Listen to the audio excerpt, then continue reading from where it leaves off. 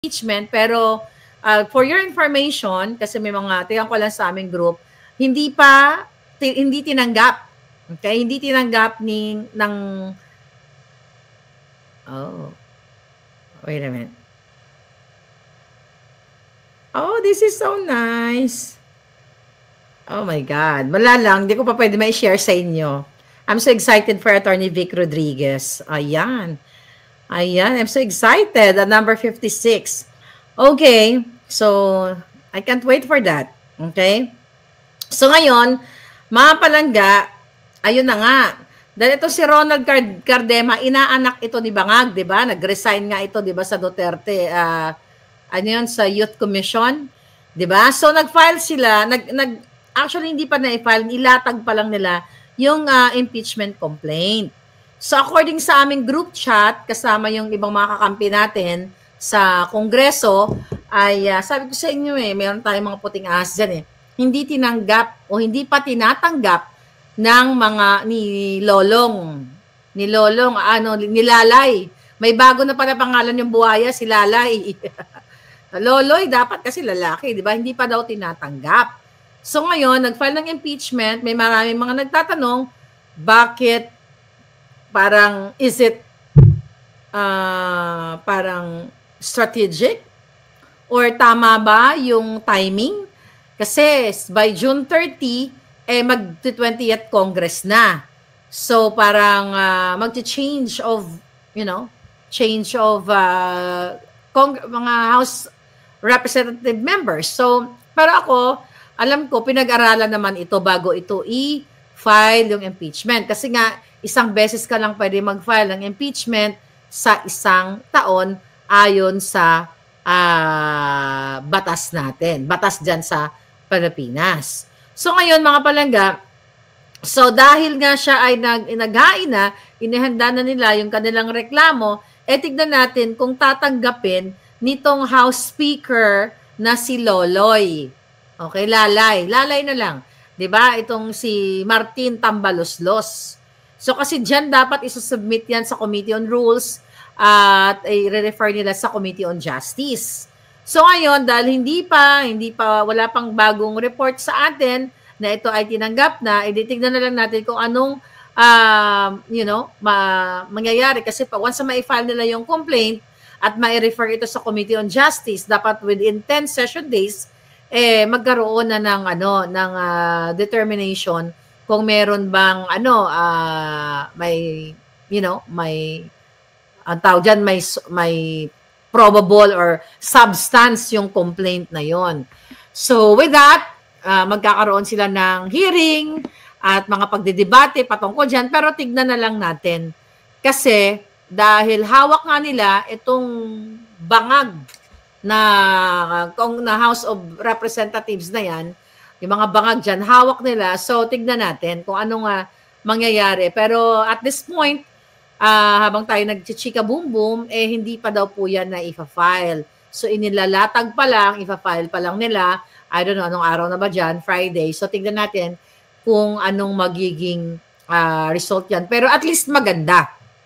Dahil merong naglakas ng loob na mag-file ng reklamo na yan. Pero dapat kasi matagal na nga yan Dapat doon pa lang sa 5,500 flood control, sa kidnapping, sa hoarding, yung pag-appoint kay Michael Ma. Dapat Ronald Cardema, sir, isama mo sana yan sa reklamo mo, yung pag-appoint ni Marcos Jr. kay Michael Ma na pinangalan ng smuggler, pero in-appoint pa nila na special envoy to China. Ang dami Kaya nga mga kababayan, yung sinasabi ng iba na si Amy Marcos ay nag-expose ng lahat ng nangyayari na kabulukan sa gobyerno ng kapatid niya, fake news yan. Bakit fake news? Sige, kumoment kayo dyan. Sino ang nag-expose ng lahat ng kabangagan ng Bangag Administration? Ha? Sige nga. Tignan natin. Sumagot kayo dyan. Siyempre, ang inyong palangga. Jung. Sabi ni Karina, diba? Bega Warp, bangag-bangag, ngiwi-ngiwi. Karina, Nebula, talagang follower ko to si Palangga. Naalala niyo yung video ni Lisa Tanas, si Jung. Dapat kasama yan sa complaint. O ako daw. Di ba? Hindi si Amy Marcos.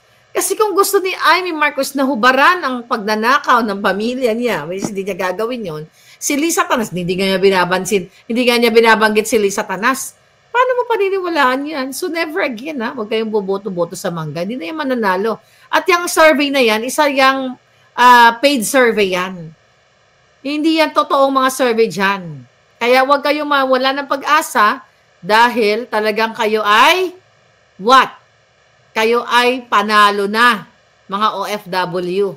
Kayo na ang panalo sa inyong iboboto. Pero, dahil nga calibrated na ang dayaan, tignan natin.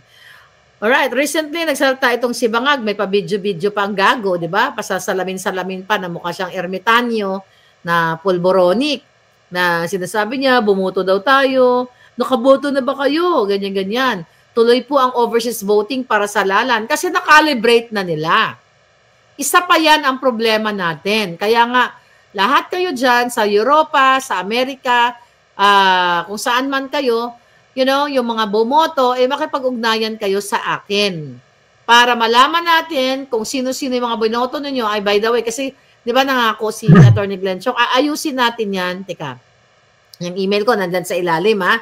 Aayusin natin yan. Let's say, kung ikaw nasa LA, sabi mo, Marlica, bumoto ako. Lahat ng bumoto sa LA, mag-email dyan. I-send nyo yung inyong mga, trabaho na naman ito. Kailangan ko ng tulong. Basta mag-email lang kayo dyan kung sino yung mga binoto nyo, since may mga organization naman kayo, para malaman natin. Let's say sa Netherlands, dito sa, sa, what do you call it? Sa embahada na ito. Bumoto kami. 100 pala. 1,000 pala kayong lahat. Tapos ang na-release dyan, kasi makikita mo naman yung electoral returns ng bawat embassy. Makikita natin yan. Kasi may mga watchers tayo. 1,000 kayo na nag-send sa akin. Tapos ang lumabas na boto ng Duterte 10, kung sinabi yung nag-straight kayo, nagkaroon ng 1,000 votes, tapos 20 lang. Tapos the rest, mga alyansa. Mayayari sila sa atin. Diba? Kaya nga sabi ko, I am praying to God na hindi magkaroon ng madugong halalan kasi dito papunta ang mga bangag. Kung calibrated na po ang mga mga kandidato na gusto nilang ipanalo, tapos na ang halalan. Which is hindi naman imposible yan dahil andyan ang ating Attorney Glenn Chong, andyan sila na nakikipaglaban dito sa electoral dayaan na ito. So, kailangan lang natin talagang i-dokumentado o i-document yan. Kaya malakas ang loob ni Bangag Jr. na manawagan dito sa voting, online voting na ito kasi nga nakalibrate na ng mga walang hiya. Kung kayang dayain ni Lisa Tanas makipagsabuatan sa Smartmatic noong 2022 based sa affidavit ni Attorney Glenn Chong, kaya din niya ngayon dahil sila ngayon ang nakaupo, mga palangga ko. So yan ang nakikita natin dyan. Okay? Ayan, nasabi ko na yun sa inyo. Ano to? Kaya mo, balita na naman to. Health spa sa Quezon City, pinasabugan ng hinihinalang Granada. Gusto niyo ba yung ganong balita? 2 motorsiklo, tupok. Ang health spa sa Quezon City ang binulabog ng pagsabog. Matapos umanong hagisan ng hinihinalang bang bang bang mula sa isang riding in tandem. Kita niyo mga balita. Lisa Tanas, malapit nang maagnas. Dapat mga ganong balita Bangag Jr., tepok. Di ba? Dapat ganyan. Bangag Jr., salpok. Tepok. Ganyan dapat yung mga headline. 15 pulis sa Valenzuela, sibak sa pangingikil. Alright. I hope totoong nangikil ito. Baka mamaya maka-Duterte itong mga pulis na ito. Tapos, tinamnan lang ng mga alyansa ng mga bangag na mga pulis. Alright? So, dapat, Pasig Bet, Sia, diniskwalipika ng COMELEC sa single mom joke. Okay, at least good news ito. Naalala ko to. Itong balita na to na mga single mother dyan, sabi niya, ano sabi nun? Basta, tawagan nyo lang ba ako o pahiramin ko kayo ng isang gabi para mga ganong kadyutaan. Tama lang na mga ganyan ang, na mas suspend talaga Katulad ni Wakwak Gwen dapat, di ba? Ayan, defiant pa rin yung hayop na yan. So anyway, ano to? Oh, sabi ng mga bangag, ito si Asidre, kaduda-duda ang pag-file ng impeachment ng Duterte Youth Party List.